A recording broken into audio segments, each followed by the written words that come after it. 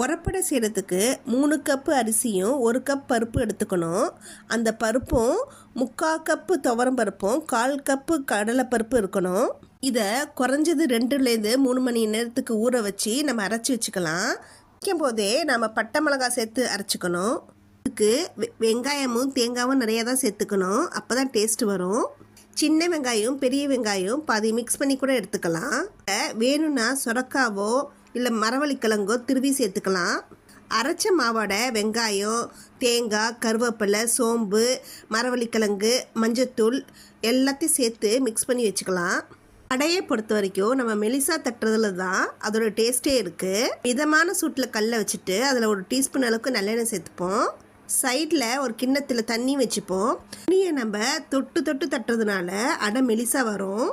நம்மளுக்கு சூடும் தெரியாது. எண்ணெயும் ஒரு 1.5 டீஸ்பூன் அளவுக்கு ஊற்றிக்கணும்.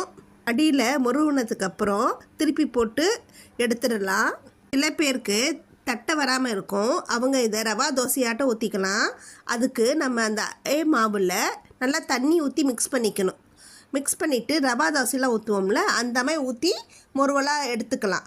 ரெண்டுமே டேஸ்ட்டு சூப்பராக இருக்கும். நம்ம சூடாக சாப்பிட்றதுனா எதுக்கு சட்னி சைட் டிஷ் எதுவும் தேவையில்லை. கொஞ்சம் ஆறி போயிடுச்சுன்னா வேணால் சட்னி வச்சுக்கலாம். இது எங்கள் அப்பாவுக்கு ரொம்ப பிடிச்சமான டிஷ்ஷு. அதனால் நாங்கள் இதை வீட்டில் அடிக்கடி செஞ்சுடுவோம். இந்த வீடியோ உங்களுக்கு பிடிச்சிருந்தா சப்ஸ்கிரைப் பண்ணுங்கள்.